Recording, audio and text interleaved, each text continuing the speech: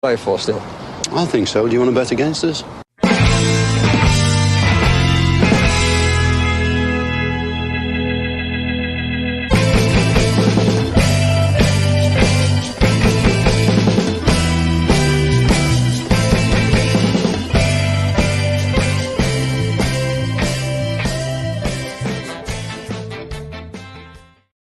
Hello, Aston Villa fans, and welcome to the post-match podcast for Aston Villa 0, AJAX 0 in the Amsterdam Arena. And I suppose if we just look at the scoreline on its own for a moment, we'll discuss the game.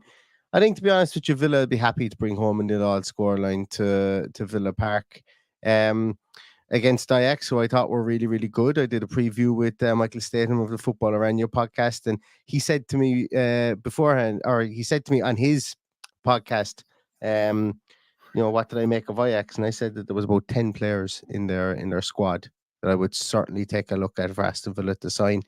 And you know what? Even though they've been having a bad-ish season this season, well, I suppose a bad season by their standards, I think they showed that tonight that there's serious talent in that squad, very, very young, and they looked really good against Aston Villa tonight, Paddy. Did they look really young, really good? Well, for a group of 18, 19, 20-year-olds, I think they did. I would sum this up in probably a few sentences. We went out with a job to do. We never got out of second gear, and we take home the result that we wanted and probably deserved for not getting out of second gear.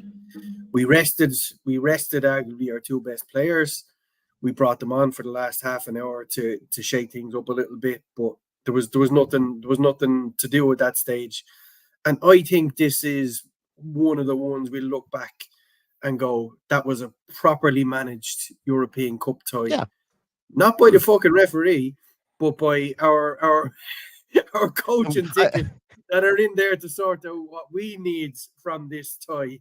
UEFA need to ask themselves questions how they can justify sending the best referee from the Albanian league to referee two teams who have won the European Cup, not bought the European Cup, won the European Cup, the best tie of the round, and send that absolute imbecile to referee a game of football is beyond me. But anyway, I hope we don't have to talk about it too much because I've got it out of my system. And I'm absolutely delighted with a 0-0 draw. That's exactly the result I would have taken if we weren't going to win tonight. So I think that's just a perfect result. I'm surprised that we got to 2 minutes and 7 seconds in before you swore about the ref, Paddy. I'll be honest with you. I'm surprised. I'm very surprised. I lost the bet to Noel Connaughton on the back end here. I thought that you just come off, you just go, Neil, I'm taking the start of this one, right? Shut up with your introduction. I'm just going to go with it. Fuck. I thought that's what was going to happen. But yeah, look, I suppose we'll talk a small bit more about him in a moment because he was really, really poor. Like there was ghost fouls there that were just shocking. Like the commentators couldn't even, sometimes they go, yeah, this could have been a yellow or whatever. If it's Zaniola's yellow, they were like, what the hell happened there? He just happened to be a bigger man, But anyway, we'll talk about the football, I suppose, or to be honest with you, in a lot of parts of that game, the lack of football, because at one stage I looked at, and here we go, mark this in your calendars, Paddy only had a short referee rant, and I'm going to talk about XG, so this is a real unicorn of a podcast, but at one stage in the first half there, actually at halftime in the first half, Villa had an XG of 0.03, so we weren't really threatening at all.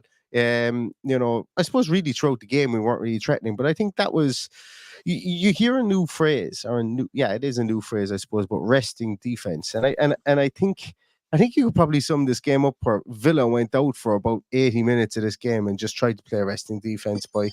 When we had the ball, we were passing it around amongst ourselves, weren't really, we were getting forward with longer balls, all right. We weren't breaking out of structure. And then when AJAX had the ball, we were trying to corral them. We didn't always do it, and Brian Broadby got in once or twice and had chances, and Chuba Akpom had a chance towards the end. But I never felt we were under massive, massive deluge of pressure, if that makes sense, Paddy.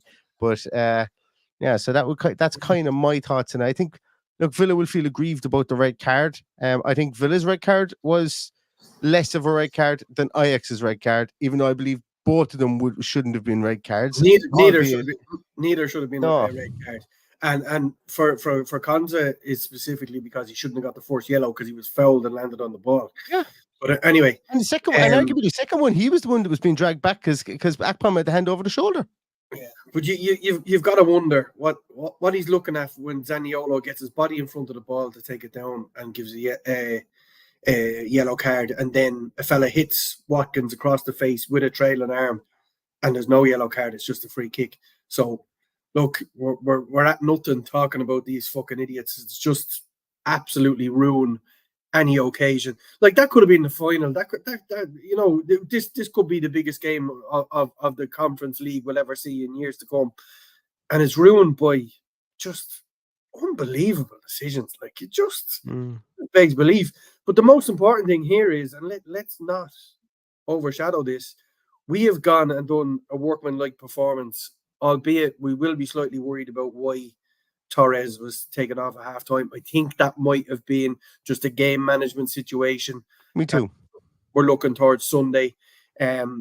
Obviously, when the lads sit in front of the presser tomorrow, it might be something different, but we don't know that until it just annoys. And as somebody who enjoys the game and enjoys to watch what happens, it seemed to me like it was a game management situation that they took Torres off. And boy, did we manage that game very, very well. McGinn and Bailey have possibly been our two best players, them and Torres this season. So they've managed those three players throughout this game. We look like we haven't picked up any other injuries. Obviously, Konza is going to miss the return leg because of the imbecile's decision.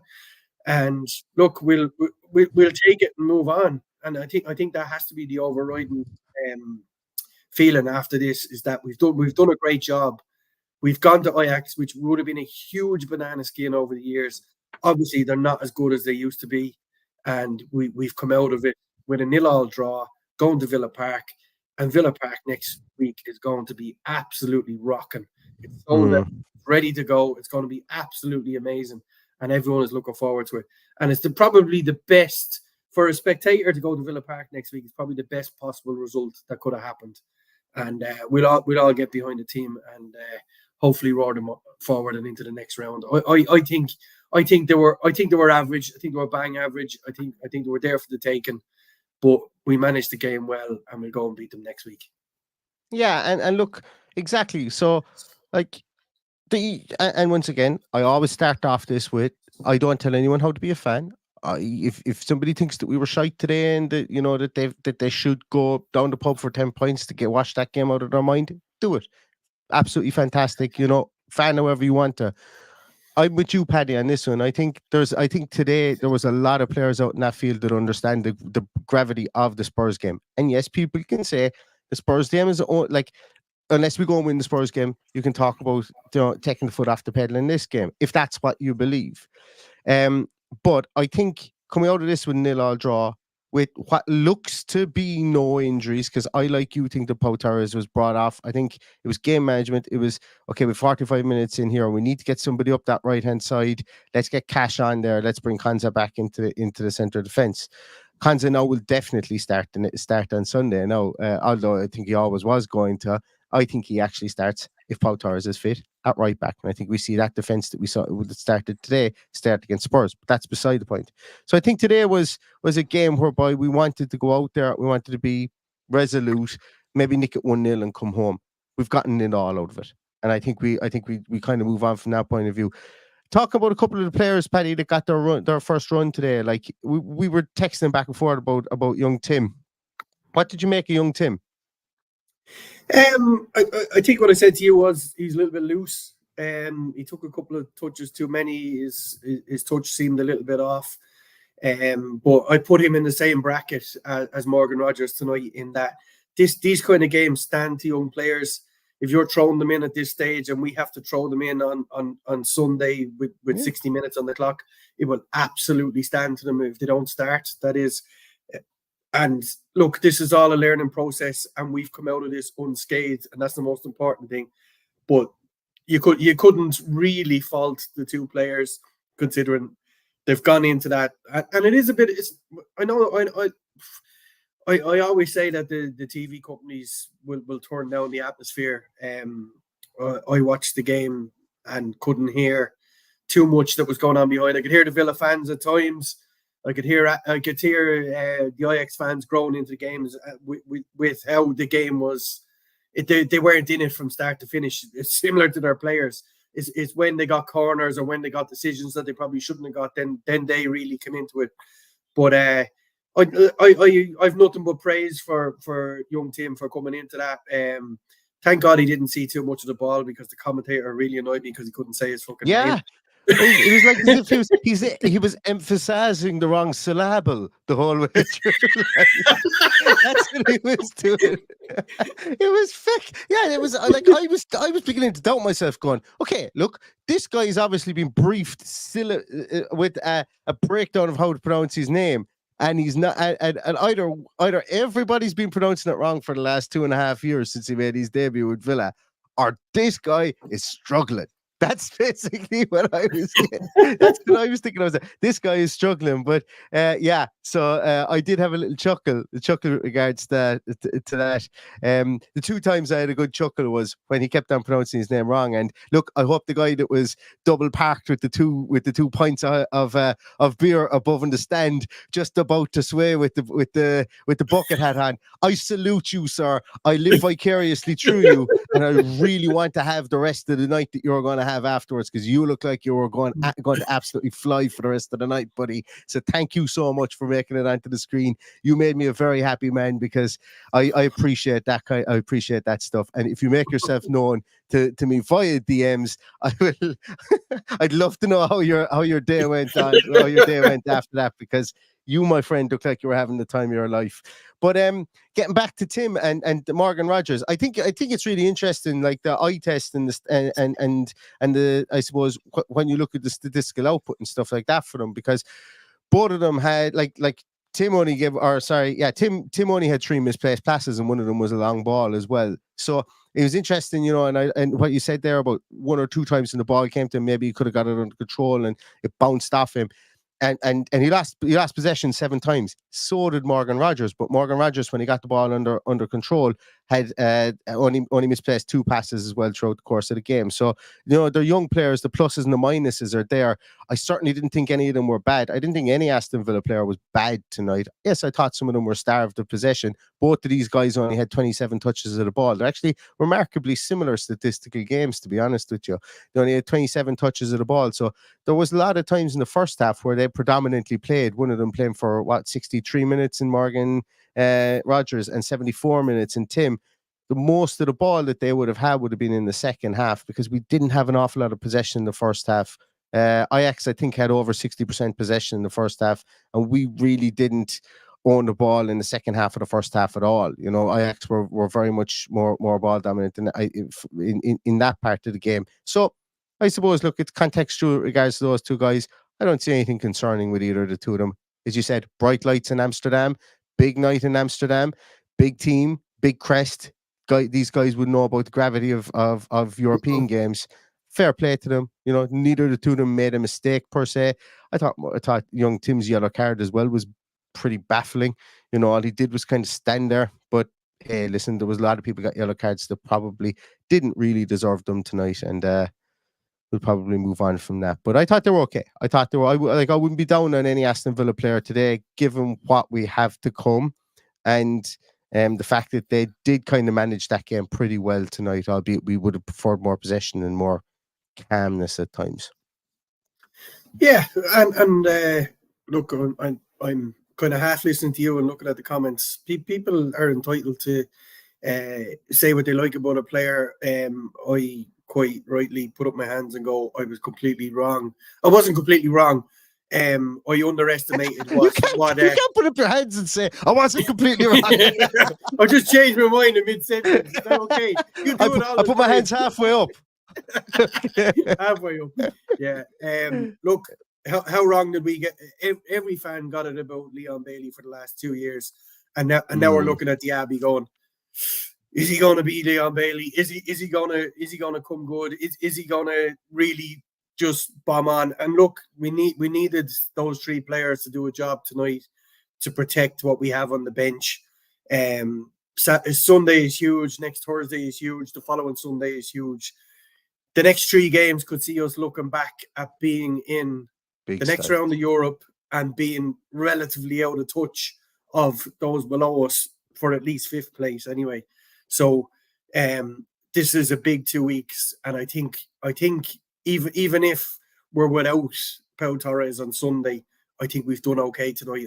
I don't think anybody could really complain. You weren't entertained. Nobody was entertained tonight. Absolutely nobody. No, the people I feel sorry for the most are the people that paid the money to go there. But I think the true football people that went there have absolutely said to themselves, do you know what? We got the job done here tonight, and there's nothing to complain about. And we're still in this competition. We'll probably beat them next week, and we're going to have a rare old night in Amsterdam, and let's go and enjoy it. And if people think otherwise, that's absolutely fine. Yeah, 100%. Yeah, as I said, this podcast, we'll give our opinion, but we're not here to trod upon yours. We don't have to, like, as I say, everybody's entitled to think a player is good or a player is bad. We've gotten it wrong a ton. Absolutely. And we never claim that we are 100% right in anything, except for... That's why my hands are only halfway up. That's why your hands are. I said, well, I am 100% right and living my life vicariously through that lad with the 2 pints in his hand, because I'm very jealous of him for sure. Paddy, but I think we want to wrap it up. Yes. Before you wrap it up, there's 750 people in here. If you haven't already subscribed, please subscribe. If you haven't liked the video, please like the video. Just give us a dig out. We're not professionals. Yeah. As you found out in the Team Sheet Tantrum today, the 2 of us actually have to do a full-time job, and we can't do Team Sheet Tantrums at fucking stupid o'clock in the afternoon. And look, don't get me wrong, I'm absolutely not complaining about the kickoff time tonight. I think it's amazing that clubs like us can get back into the UK tonight and be on recovery session in Bodymore Heath, where we need to be tomorrow. Yeah. I think it's fantastic. We're heading into a huge couple of weeks, and to be able to not fly back at 4 or 5 o'clock in the morning and try and get fellas in to look after them and get physios into them is brilliant. So I'm optimistic about next Thursday. I'm hugely optimistic about Sunday. My nerves are a bit gone, but I'm hugely optimistic. And for all of those people who are not normally here, please do subscribe, and please do give us a thumbs up, because you're just helping our algorithm, and you're helping people know that we're here, and you'll see us the next time you log in. Exactly. Yeah. And with that, we're going to leave you and love you, everybody. Thanks so much for your time today. All 760 odd of you guys that were in here. Really appreciate it. 0-0 Aston Villa versus AJAX. We live to fight another day. And I think that's what the game plan always was, not to concede in Amsterdam. We go to Spurs at the weekend, and we can go to Spurs with our chest held out, and hopefully we get the result we want there as well. I am Crookie. How do I become a member of this channel? There should be a subscribe. So there's 2 ways of doing it. You can just click on subscribe, or I think there should be a button that says join, and depends on which one you want to do. Subscribe is free. Join is, I think it's £1 or €1.99 or something like that. Whichever. If you just click on the subscribe and join for free, that's absolutely fine as well. We can do with all the subscribers that we need, but or that we can get, should I say? But thank you so much to everybody who does subscribe and does become a member as well. Really appreciate it. And there we go. Shane Coleman has become a YouTube member as well. So thank you so much for that, Shane. But going to leave everybody. Thank you so much for your time. We will see you again over the weekend for Aston Villa, for a preview of Aston Villa and Spurs. Obviously, Team Sheet Tantrum will go ahead this Sunday, and the post-match will go ahead this Sunday as well. So we'll see you then. Thanks so much, everybody, for your time. Stay safe, stay healthy, and all that's left to say is up the Villa. Up the Villa.